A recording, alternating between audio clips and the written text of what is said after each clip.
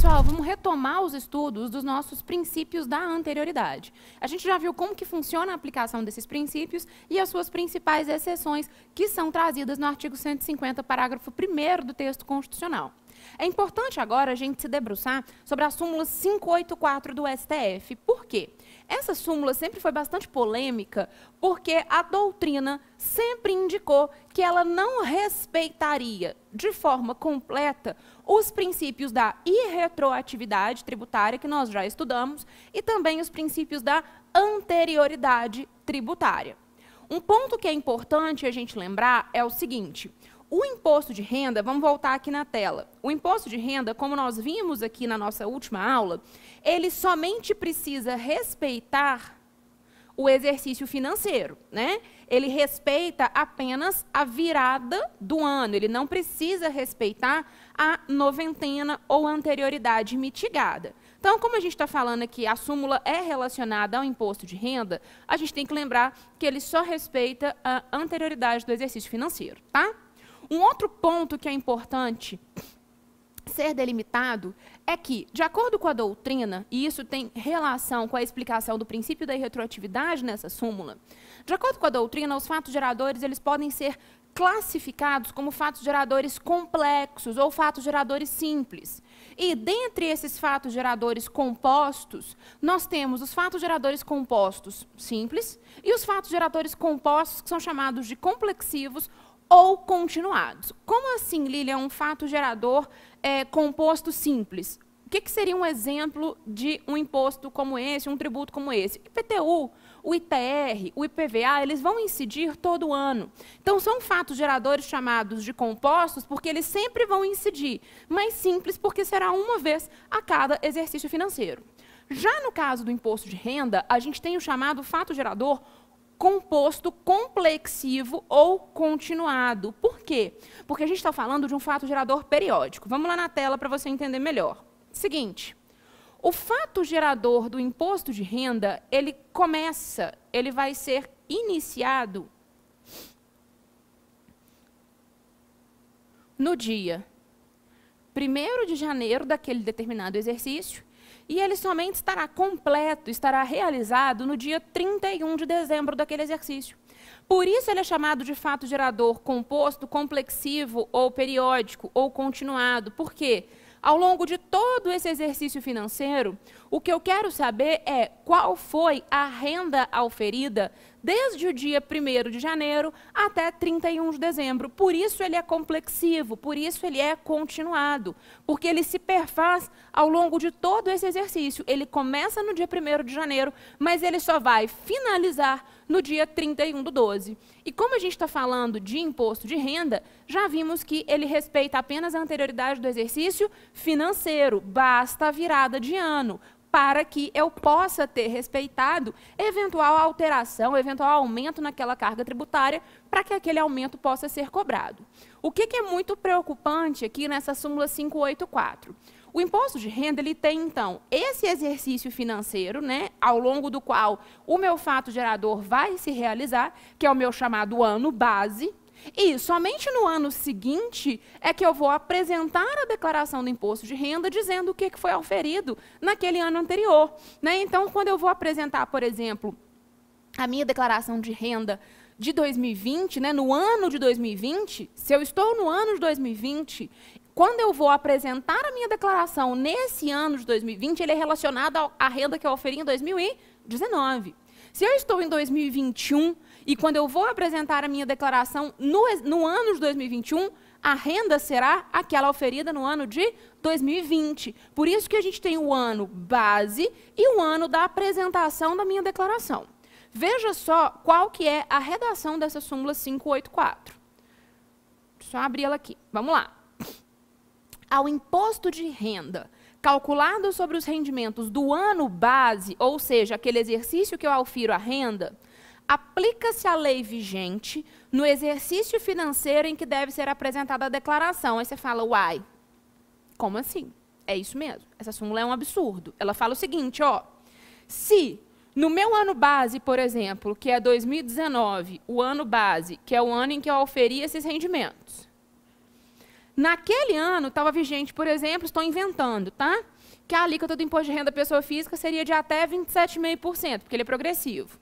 Aí, vem 2020 e fala, não, a partir de agora, a alíquota do imposto de renda será de até 30%. Estou inventando, tá? Essa lei não existe.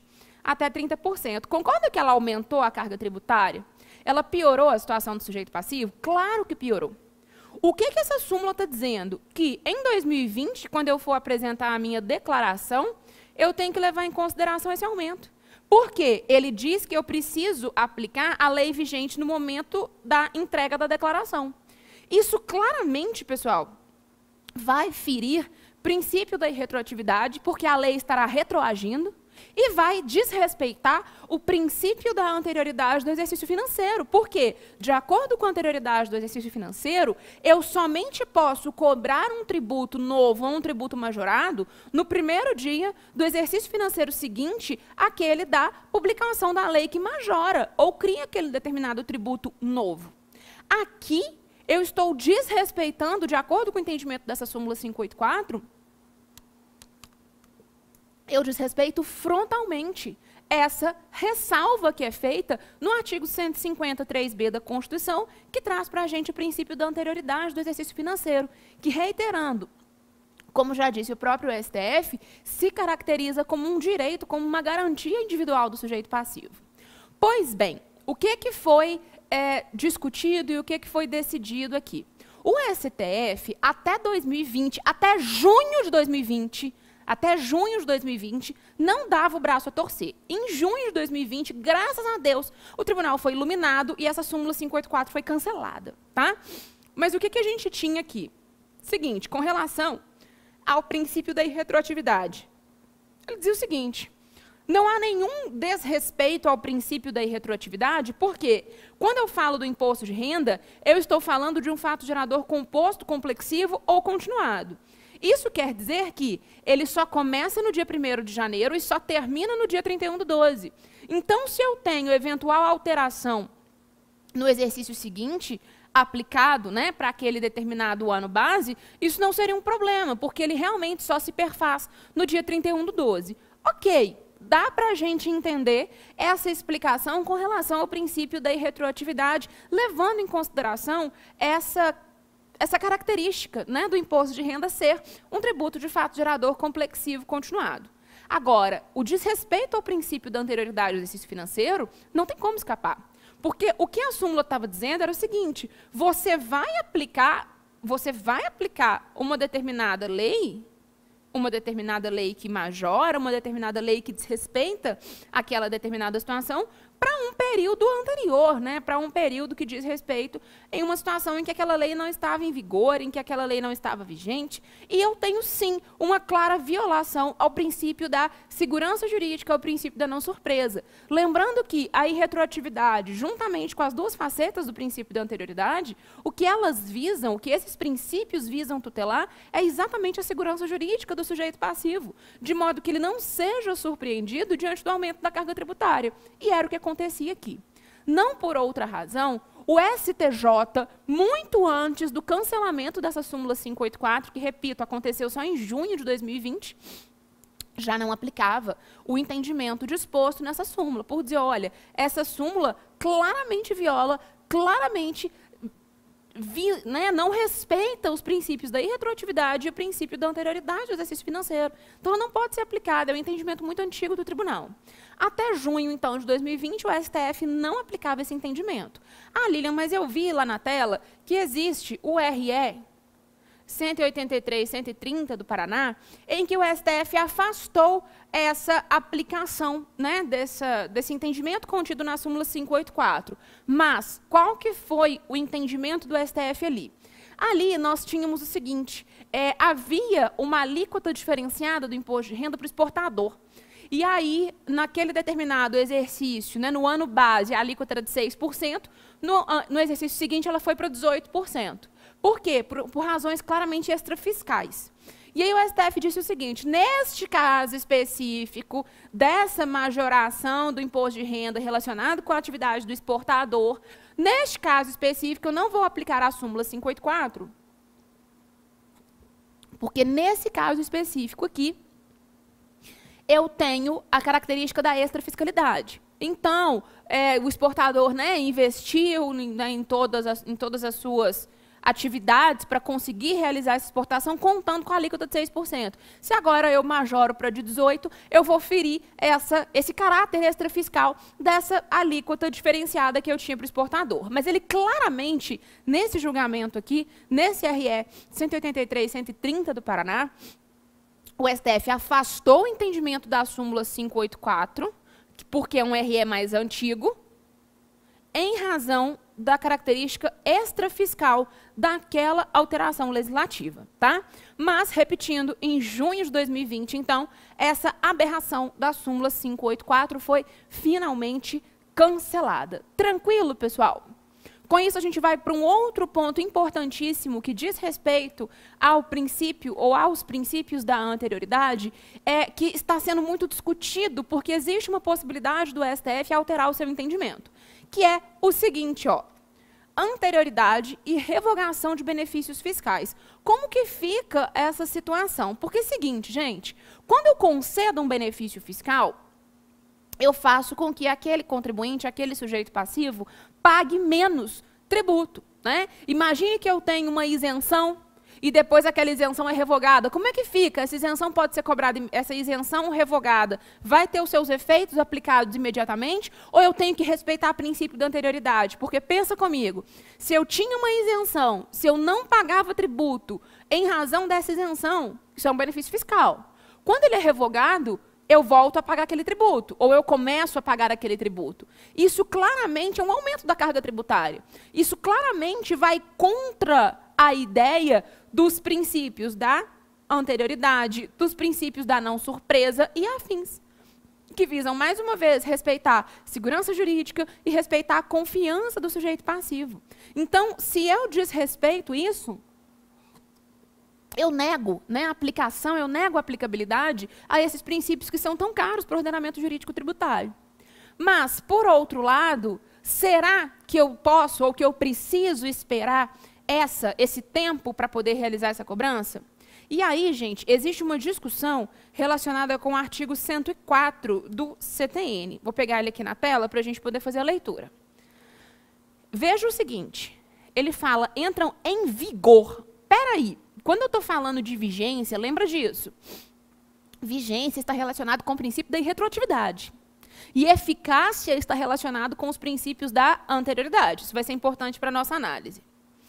Entram em vigor, no primeiro dia do exercício seguinte, aquele em que ocorra a sua publicação, os dispositivos de lei referentes a impostos sobre o patrimônio ou a renda, que extinguem ou reduzem isenções, salvo se a lei dispuser de maneira mais favorável ao contribuinte e observadas aquelas isenções condicionadas que são a do 178, que não podem ser livremente revogadas, porque viram um direito adquirido do sujeito passivo.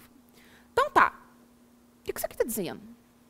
Que se eu tiver uma lei que extingue ou reduz uma isenção de impostos relacionados a patrimônio ou renda, ela só entra em vigor no primeiro dia do exercício financeiro seguinte àquele em que foi publicado.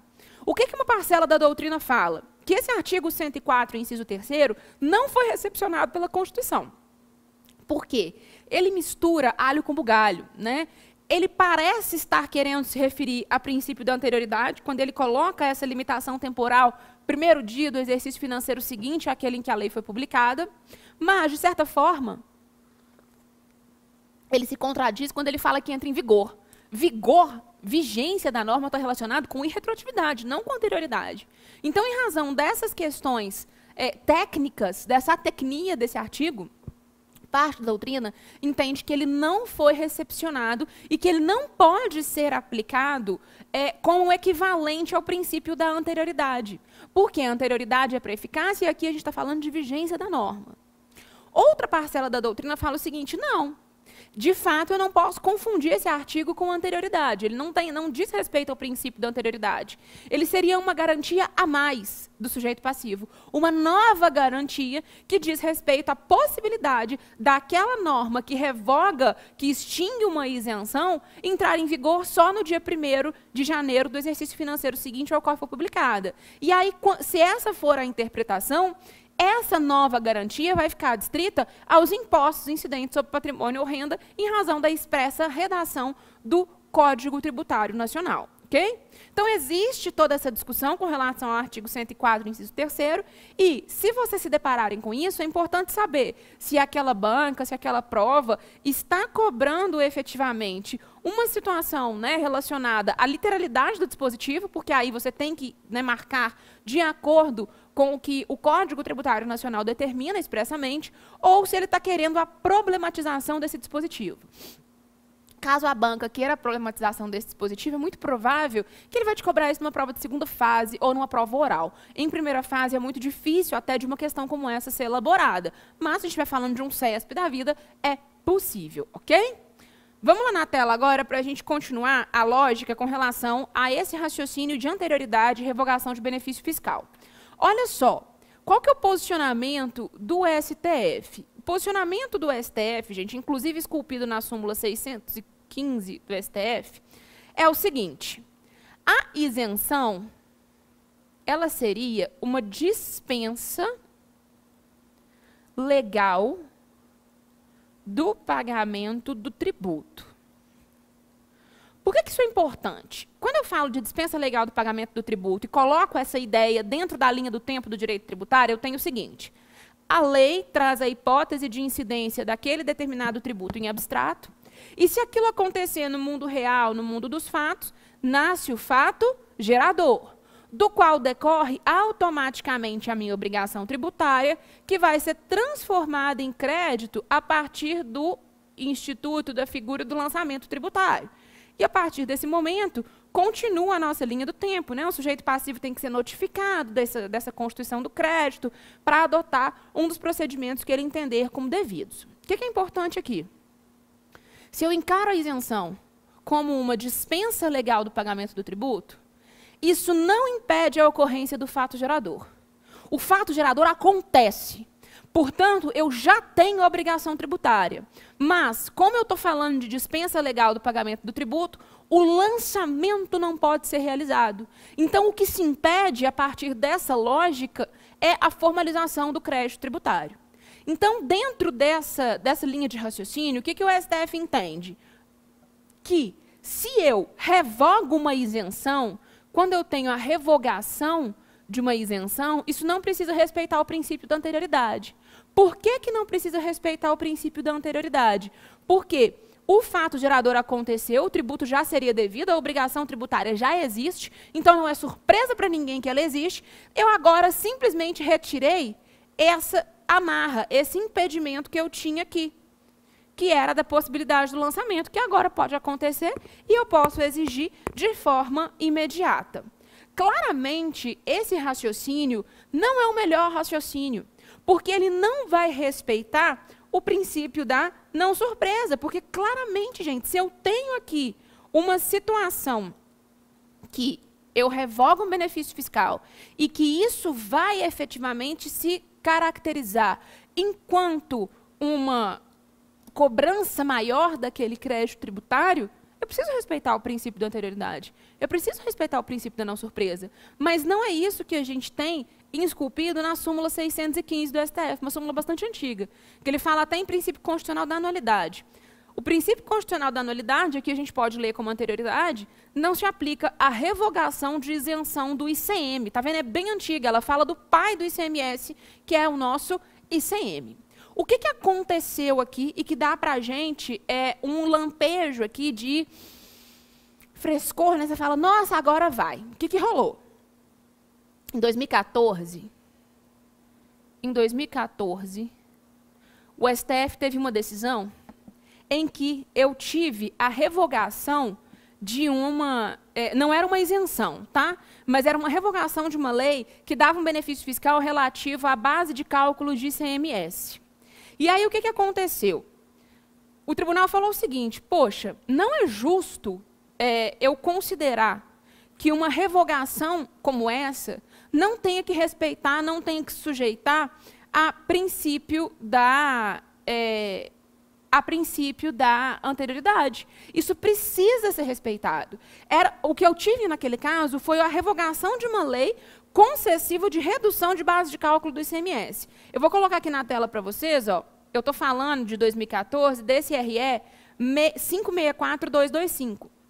E aí, então, esse RE é uma decisão da primeira turma, tá? Ele foi diferente dos outros posicionamentos anteriores do STF, inclusive daquele disposto na súmula 615 do tribunal, dizendo que não faz sentido nenhum não respeitar o princípio da anterioridade diante de uma situação como essa, porque eu estaria claramente violando princípios básicos como o princípio da anterioridade, como o princípio da não surpresa. Então, presta atenção, é uma decisão da primeira turma. Eu não posso falar que o entendimento do STF, que a jurisprudência do STF foi modificada, mas isso é uma fagulha que fala, olha, talvez os ministros estejam pensando em rever o posicionamento. O Toffoli e a Carmen Lúcia foram vencidos nesse julgamento desse RS 564225, eles falaram o seguinte, mas pera lá, isenção, revogação de isenção e essa revogação de lei concessiva de redução de base de cálculo do ICMS, para mim, na prática, é uma coisa. Porque, na prática, eu estou tirando um benefício fiscal do sujeito passivo. Então, qualquer situação que altere os elementos, os critérios quantitativos do crédito tributário devem seguir o mesmo raciocínio. Pelo menos eles foram lógicos. Porque eles falaram, ó, não faz sentido a gente dar um tratamento X para revogação de isenção e um tratamento Y diferente para revogação de uma lei que concede redução de base de cálculo de um tributo. Se houver alteração de quaisquer um dos elementos quantitativos daquele determinado tributo, isso deve, sim, ter uma mesma interpretação, seja para aplicar o princípio da anterioridade ou não. Então, existe a possibilidade do STF efetivamente mudar o seu posicionamento. Então, vamos acompanhar que isso é extremamente importante e cada vez mais vem sendo cobrado em provas de concurso, seja de primeira fase, né, fase objetiva, fase oral ou discursiva. Tranquilo? Pessoal, seguindo o estudo do princípio da anterioridade, a gente tem que ver agora como que fica cada uma das facetas desse princípio quando o assunto é medida provisória. E por que eu tenho que ter esse cuidado com a medida provisória? Porque existe um artigo lá na Constituição, artigo 62, que trata sobre as medidas provisórias, que no seu parágrafo 2º fez uma ressalva expressa com relação aos impostos. Quer ver? Vamos lá na tela para que a gente possa verificar a redação desse dispositivo. Parágrafo 2º. Medida provisória que implique a instituição ou majoração de impostos, exceto o imposto de importação, o imposto de exportação, o IOF e o IPI, e o artigo 154.2, que trata daqueles impostos considerados aí residuais, só produzirá efeitos no exercício financeiro seguinte, se houver sido convertido em lei até o último dia daquele em que foi editada. Por que eu tive essas ressalvas aqui, pessoal? Primeiro, esses artigos aqui são impostos que não se sujeitam ao princípio da anterioridade do exercício financeiro, então não faz sentido colocar eles aqui dentro.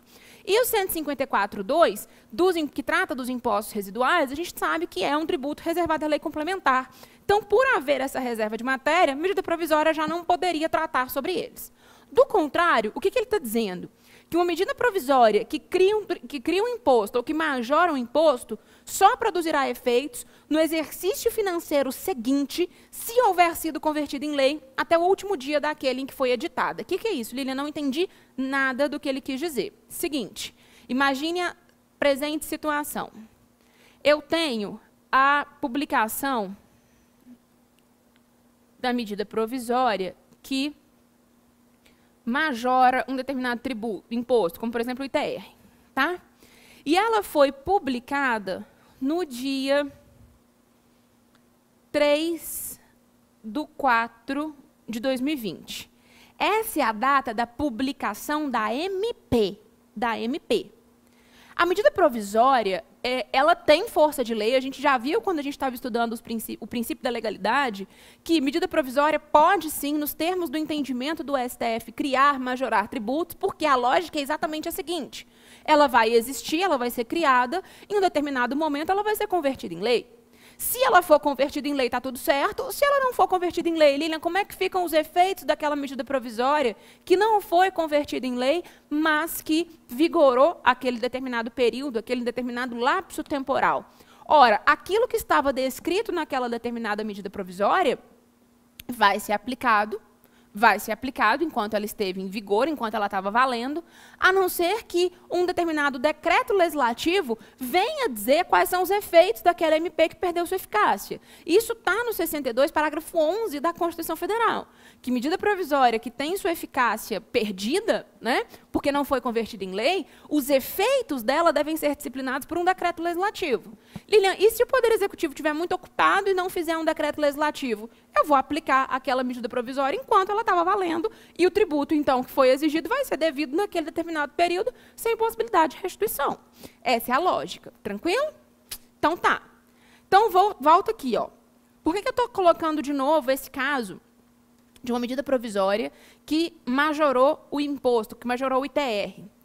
Porque, gente, quando o assunto é anterioridade ao exercício financeiro, a própria Constituição fala, ó, eu tenho que contar a partir do momento que eu tenho a publicação da lei que cria ou que majora aquele tributo. Então, se fosse uma lei, eu já contaria a partir daqui, 3/4/2020, que é a data da publicação desse MP. Mas o artigo 62 está falando o seguinte, eu só vou poder cobrar isso aqui no dia 1º de janeiro de 2021 se a MP tiver sido convertida em lei até o dia 31/12/2020. É isso que a Constituição está falando. Ó. Medida provisória que implica instituição ou majoração de impostos, exceto os que a gente já conversou, só produzirá efeitos no exercício financeiro seguinte se houver sido convertida em lei até o último dia daquele em que foi editada. Então, para que eu possa cobrar esse imposto majorado aqui no dia 1º de janeiro de 2021, essa MP que foi publicada no dia 3/4/2020 tem que ter sido convertida em lei até o dia 31/12/2020. Lilian, mas e se ela for convertida em lei no dia 2/1/2021? Ela só vai poder, então, ser cobrada no dia 1/1/2022. Tá claro? É isso que o artigo 62, parágrafo 2º do texto constitucional está falando para a gente. Aqui eu estou analisando a anterioridade do exercício financeiro em razão dessa medida provisória. Mas como é que fica a anterioridade nonagesimal? Seguinte, para a gente entender como que fica a anterioridade nonagesimal, a gente tem que entender o histórico que foi levado para o STF ter chegado na decisão que chegou. Antes da emenda constitucional 32 de 2001, a gente tinha o seguinte cenário. A medida provisória ela tinha validade de 30 dias. E ela podia ser, né, reeditada. Então, o que acontecia antes, um pouquinho na tela, antes da emenda constitucional 32 de 2001? Como a MP tinha validade de 30 dias, acontecia o seguinte, eu tinha a medida provisória 1. E ela era publicada num determinado momento do ano, tá? Ela era publicada e aí ela tinha validade de 30 dias. Quando estava perto de dar essa validade de 30 dias, medida provisória 2, ela era publicada basicamente copiando, né, fazendo um Ctrl+C dessa medida provisória 1 e vinha um adendo assim, essa medida provisória vai ter validade por mais 30 dias. Então, mais 30 dias. Quando estava para vencer, MP3, essa medida provisória publicada vai ter validade mais 30 dias. Quando estava para vencer, medida provisória 4, mais 30 dias. O que eu tinha? Uma reedição sem fim de medidas provisórias e que não alteravam a substância da primeira. O texto da medida provisória 1 era basicamente replicado na 2, na 3 e na 4, só para que ela pudesse continuar a ter validade. Então, o que foi levado para o STF? STF, essa palhaçada que pode? Porque qual que era o argumento do contribuinte que eu acho que é o mais acertado? Como a medida provisória ela perde seus efeitos em 30 dias, ela perdia seus efeitos em 30 dias, se não houvesse a conversão em lei, futuras reedições para mim, são indiferentes. Ela nunca vai conseguir cumprir o prazo mínimo de 90 dias. Porque quando, olha só, quando ela está para vencer, vem uma outra MP e renova aquele prazo. Mas é outra medida provisória. Essa aqui já perdeu a sua eficácia. Então, eu não posso ficar somando 30 mais 30 mais 30 e falar que a partir daqui eu tenho 90 dias, então, que eu posso respeitar, que eu posso me valer para respeitar o princípio da anterioridade nonagesimal. No entanto, não foi essa a interpretação do STF. O STF falou o seguinte, essas reedições aí podem acontecer, não tem problema nenhum. Desde que não haja, presta atenção, o pulo do gato está aqui. Desde que não haja alteração substancial no texto da medida provisória, eu vou considerar como data, para fins de contagem da noventena, a data da publicação da medida provisória, da primeira medida provisória.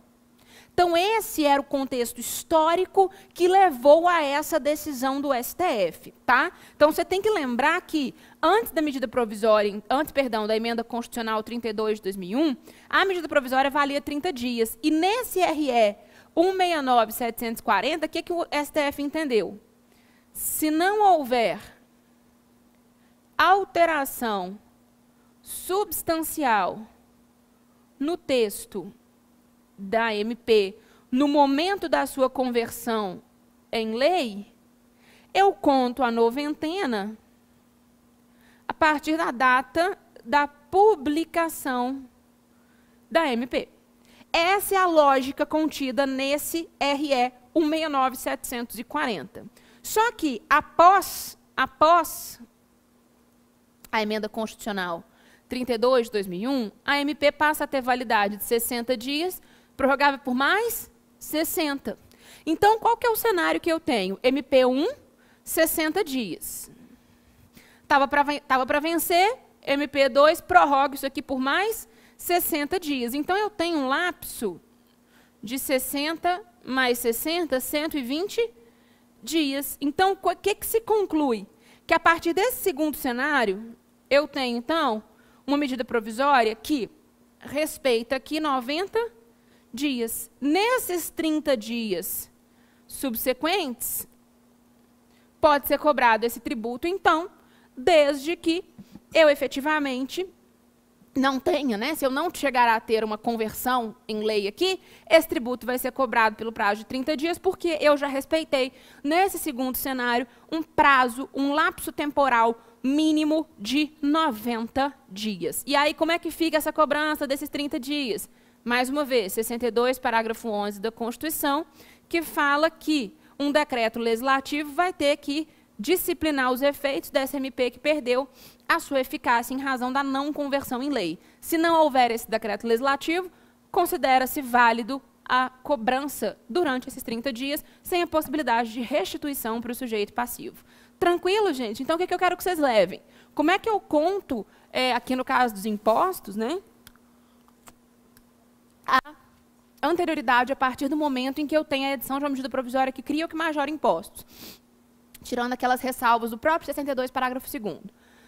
Depende, estou falando de anterioridade do exercício financeiro ou estou falando de noventena? Exercício financeiro. Então tá, se é exercício financeiro, aquele imposto novo ou majorado só vai poder ser cobrado no primeiro dia do exercício financeiro seguinte, ou da publicação da MP, se ela tiver sido convertida em lei até o dia 31 de dezembro daquele determinado ano. Do contrário, eu tenho que esperar um novo exercício financeiro, tá? Foi o que a gente viu aqui no nosso exemplo colocado no quadro.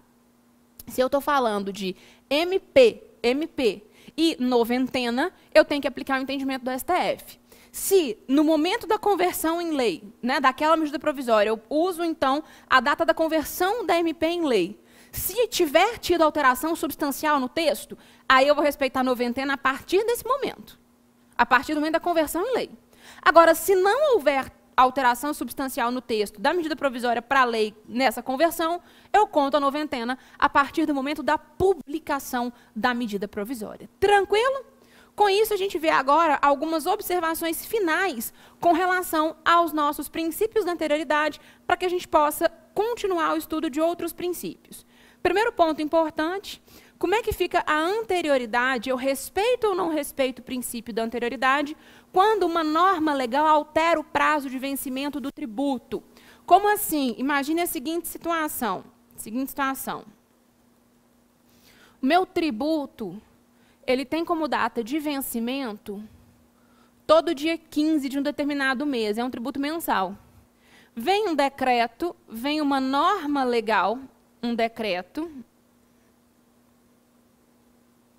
e fala que agora o meu tributo vence, o vencimento dele é todo dia 5 de cada mês.